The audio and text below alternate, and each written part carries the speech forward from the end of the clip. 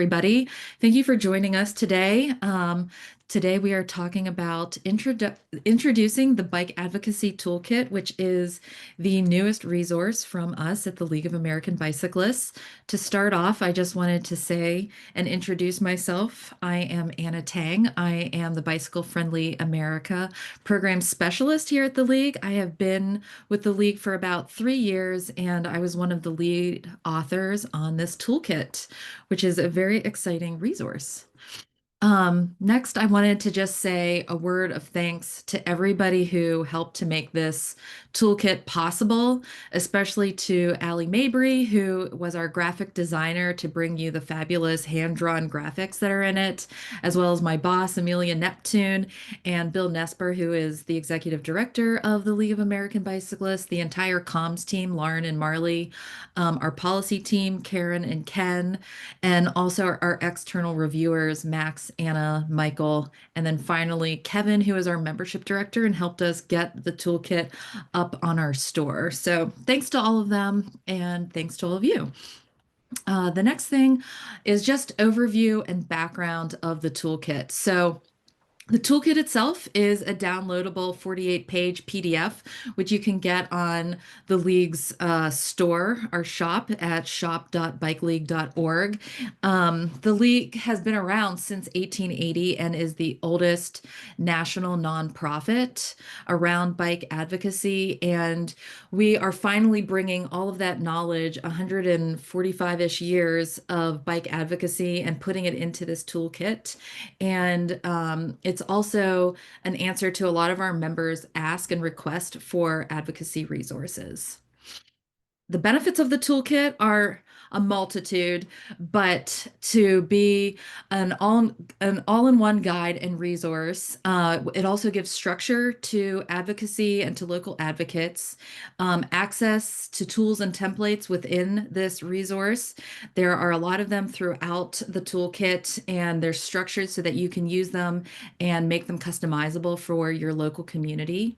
It also helps to build capacity and develop skills that every advocate needs to know in order to be effective. And it also gives credibility to your advocacy. You know, since it's coming from us, from the League, and we've been around for so long, we believe that all of those years and all this expertise that we have sourced from our staff, the external reviewers, and many of our members and friends across the United States who helped us to build this and inspire it, we believe that this toolkit will also help to give you credibility in the advocacy work that you're doing. The guiding principles that we use to help build out and write this toolkit was to put people first. So, you know, in order to be a good advocate, we believe that having equity and inclusion at the forefront of the work that is happening in your advocacy, centering people and building sustainable and lasting relationships are the things that we really wanted to put first in the work and in all of the things that we are expressing in this toolkit. So we wanted to put that up at the front. This toolkit is for anyone and everyone. So that means, you know, if you're brand new to biking and you are just coming across this toolkit, it's for you. You know, it's for out there for you to read it, to learn about advocacy, and to figure out what you want to do in that space.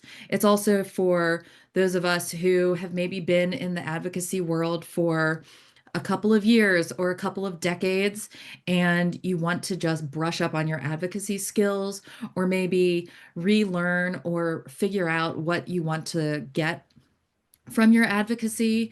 And reading through this will help to legitimize and also maybe help you brush up on some skills or reframe things in new ways. So really it is intended for anybody and everyone, and we just want to meet everybody who is reading this where they're at and offer them some advice and useful tips.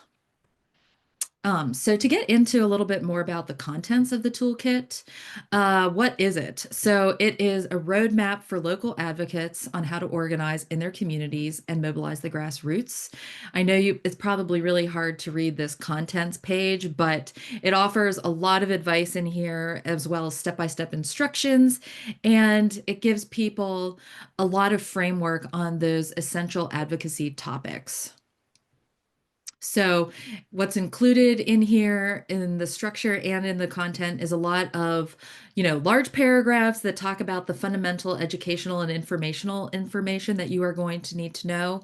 The templates that we have go all over the place, from like letter writing to SWOT analyses and other step-by-step things for campaign planning.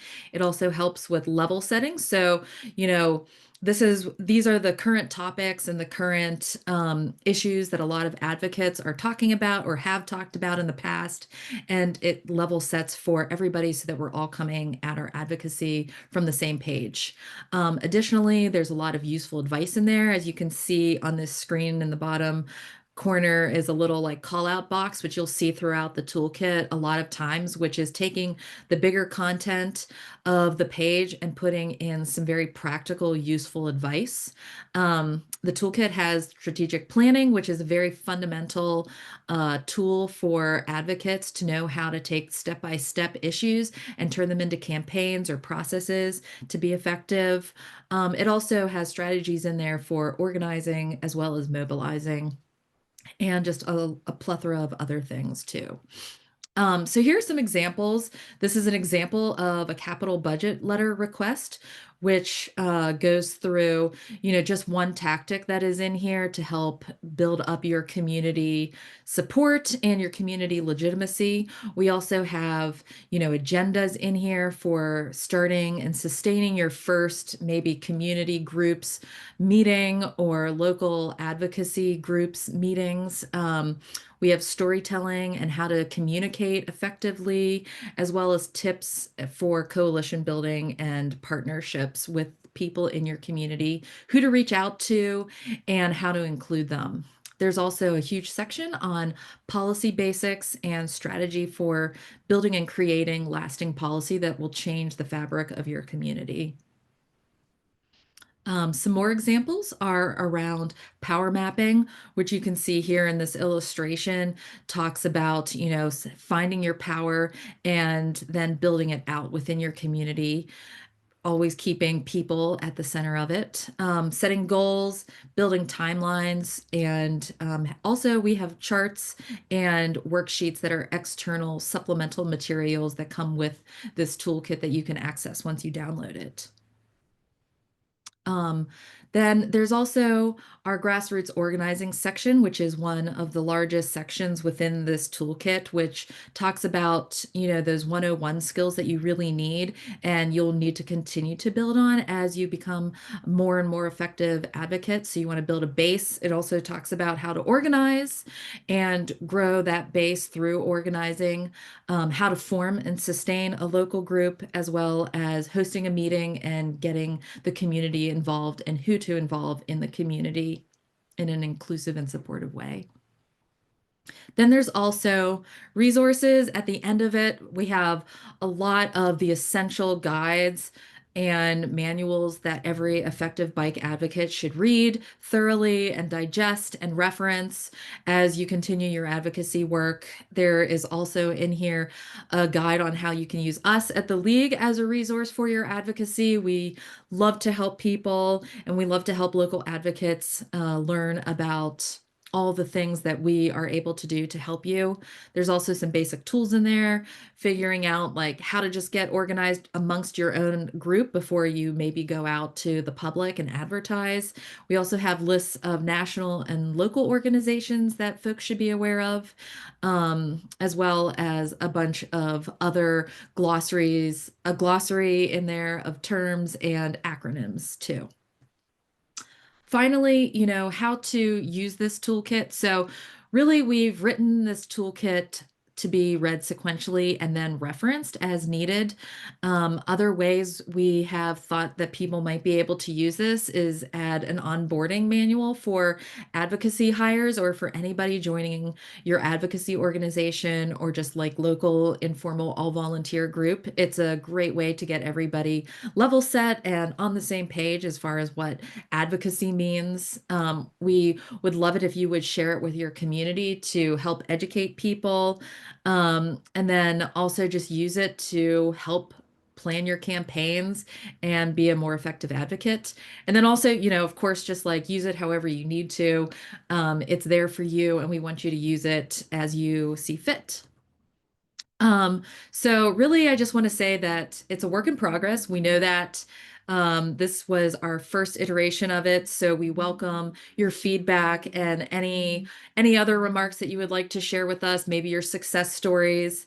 Us at the League, we are here to grow and strengthen the bike movement, and we believe that this toolkit is one way to help educate our base and also help people to figure out how to be effective advocates. And so, this is here, the link to, again, to like download it, read it.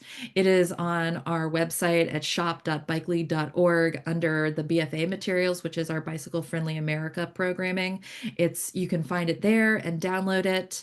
And then lastly, before we get into questions, I just wanted to share that you can save the date, March 24th through the 26th in DC for our National Bike Summit, which is the largest gathering of bike advocates across the country. So if you've downloaded the toolkit, probably you'll meet a lot of other similar like-minded people who've also done the same at our National Bike Summit, and can't wait to see you there. And with that, I'm going to turn it over to my colleague Amelia, who is on this webinar, to ask some questions from the audience. So if you have any, please put them in the chat function or the Q&A function down at the bottom of the screen. Awesome. Thank you, Anna. And just a huge thank you again for creating this amazing resource. I'm so excited for this to be out there in the universe and for everyone to be able to use it. And I'll also echo your shout out to our colleague, Allie, who did all the hand-drawn illustrations. I feel like they're so amazing. And there's also some really fun Easter eggs in here, I have to say, because she used inspiration from real photos from past summits. So including on the screen here, she included a self-portrait, and I just love that. So shout out to Allie for that, and huge thank you again to Anna for the amazing content. So if you haven't been keeping an eye on the chat, I added the link to the toolkit itself where you can download it, so please do check that out. And if you're watching this recording later, the shop.bikeleague.org link should get you there. And a question from the audience. Folks should feel free to keep adding more, but I'll ask the one out loud that I didn't respond to in the chat. Which is, does the toolkit have any resources for hosting a candidate or elected officials ride? This toolkit does not specifically have that included in it, but we do have a resource on the League's website, I believe, or a blog referencing how to do that. And if you can't find it, you can always email myself because I can help you find the resources to put one of those on. Awesome. Yeah, I know we've done somewhat Mm. related webinars too. So we definitely do have some resources along those lines, but it's a great Mhm. idea. Yeah, and Karen just put the link to the Show Congress toolkit, which is a really, really awesome related one. Okay, another question. Does the toolkit include tips in creating community bike buses for local schools? It does not include that either. Bike buses, for those who don't know, is a kind of a newer concept of, taking kids via bike, walking, rolling, just not in a car on a literal school bus to get to school. But there is not anything referenced in this toolkit on how to do that. There is a separate manual in the bike bus world about how to start and run your own bike bus. And that's another topic that I know we've had a webinar on in the past. So the link that I put in the chat earlier to access the recording for this webinar is also a great place to check out both future upcoming webinars and recordings from past webinars. The Show Congress toolkit that Karen mentioned in the chat, there's a webinar for that in the archives, and there's also definitely a bike bus webinar recording. So feel free to check both of those out. I will say, though, that the toolkit does talk a lot about how to build the community that you probably want to include for your bike bus, or you could use our campaign planning, the 7 steps in here, to help you plan for a bike bus and get it started. Maybe once you've identified or read through the other bike bus manual, you could use this to help get that started in your community. Right. And then a question we got in the Q&A section, are the versions different in the store? It asks whether you're a volunteer, nonprofit, or professional use. What's the difference between those? They are all the same. Thank you for asking. Um, as you could see, like on that one, the second slide that I put up with all the thank yous, this was a huge group effort, and it took us about a year to get to complete. And so the different paid tier levels are to help us eventually get this translated, to help us make more versions of this, better versions, additional resources. And so that's why we have the different tiers to help fund this resource and more to come. Yeah, and just to emphasize that there is an option to get it for free if you are a volunteer, because we wanted it to be as accessible as possible to as many people who can use it as possible. But like Anna said, if you are able to support the League's work by paying, you'll see those different tier options to pay. Okay, another question from the Q&A. Does the toolkit address practical concerns that college students have? How to find a good lock for quality road bike? When will the ABC checklist bookmark? Uh, uh, let's see, the come doorknob hanger. Sorry, I'm reading this as I Wait, go. yeah. What's a good resource to people who are most worried about free speech in the cycling community? So there's a lot going on in there. Yeah. Yeah, if you want Yeah, to so go ahead. I'll just say that like there isn't this toolkit is very like a zoomed out look at bike advocacy and for getting into very like specific issues or specific topics like biking at a college campus. That's something like I love talking about in day to day, but this toolkit itself is mostly the framework around how you would bring in that community or plan with that community for those things that you want to get started or maybe you want to have a discussion about. It's how to more like frame the conversation than it would be specifically for a specific audience like college students or something. This is for, I don't want to say it's just a one size fits all, but it essentially is like if you read this guide, read this toolkit, then you'll be able to take it into almost any situation that you're going to face as an advocate and then have the tools and expertise to carry a conversation, host a meeting, figure out where you want to have, a protest or demonstration or whatever it is that, free speech area, whatever you're talking about, in a place. So this is more a zoomed out look and less of like a case by case specific topics. Awesome, thank you. Does the toolkit have information about funding projects and/or definitions that can help demystify the language used by municipal planners and engineers? Yes. So I would say that it does in that it goes through how to engage with local governments. It gives a template letter for how to request money for your local budget. And then in the glossary section and also in the acronym section, it goes through a lot of the terminology that planners and people, engineers might use or city officials might use, like FHWA. It's like, what does that mean? We'll go to the glossary, look it up. It's all spelled out there, as well as links to help you educate yourself even further on all of those terms and confusing manuals. That's great.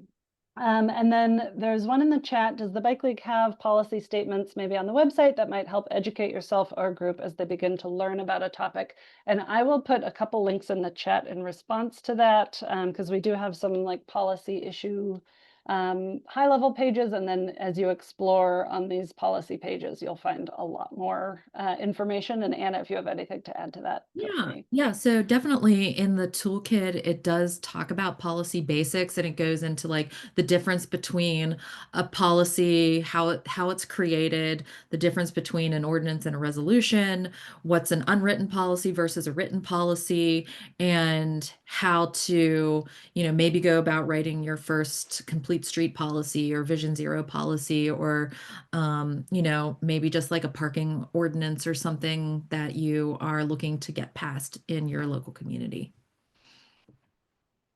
That's great. And I'll also just say the Leak blog is a really great place to also learn about some of this stuff. The search function works really well if you're looking for a very specific topic, but if you're also just looking for examples and ideas of the kinds of things you might want to advocate for in your community, we've got a lot of great sort of stories in there. And then one other place I will plug is our bicycle friendly community idea book, which is more about just things we've seen in bicycle-friendly communities that we want every community to try to replicate in one form or another that makes sense for their community.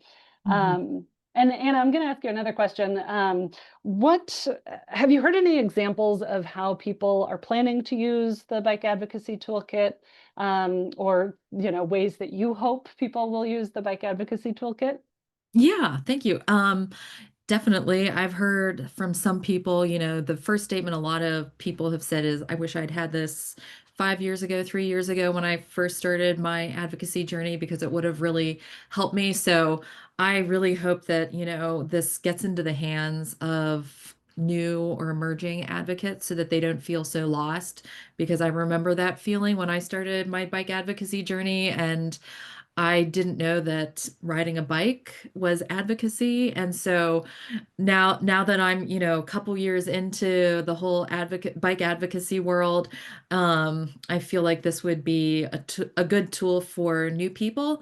Like several years into my bike advocacy story, I was still confused about like what is a policy and how do I even work with local government? And so again, like a few years into my advocacy, I wish there was just a one-stop shop kind of for like all the answers to those kind of like confusing questions or like what manuals or think guides should I read.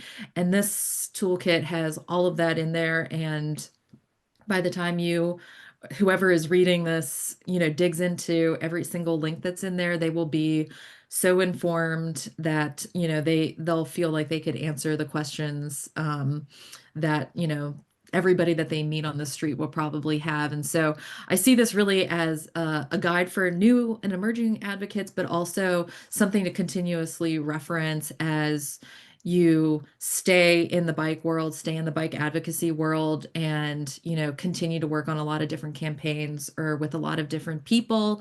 Maybe you change organizations, you move, and you want to start something new somewhere else.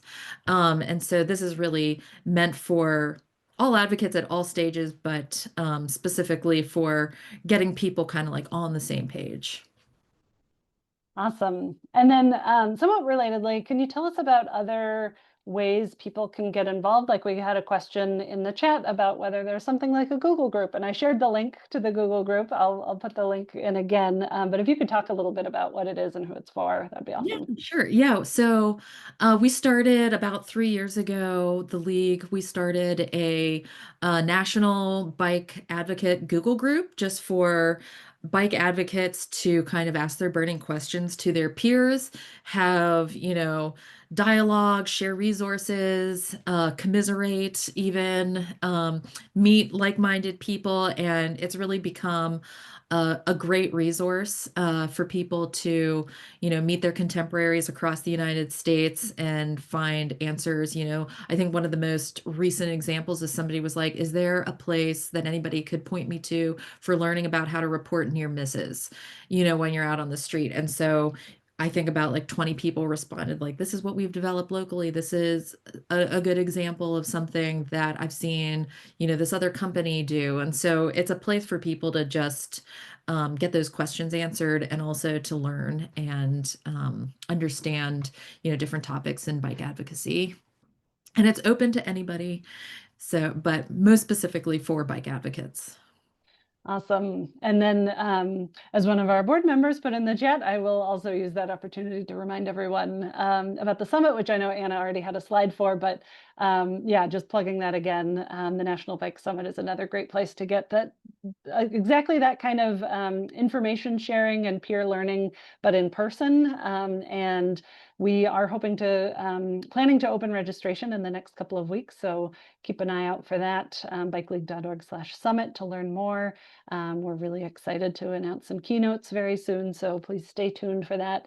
And then Anna, if you could also tell us a little bit about the League Cycling Advocate workshops that you host. Yeah. So also a new resource, if you will, is this what we're calling the League Cycling Advocate Workshops, which is basically taking everything that's in this toolkit and then putting it into workshop format so that people get an in-person, hands-on learning experience around bike advocacy with their peers, with guest speakers. It is an evening, a full day, and a half day right now format, and there are two group rides. There are usually at least five guest speakers talking about all of these fundamental topics like organizing, policy basics, funding fundamentals, how to get people on bikes, normalizing biking.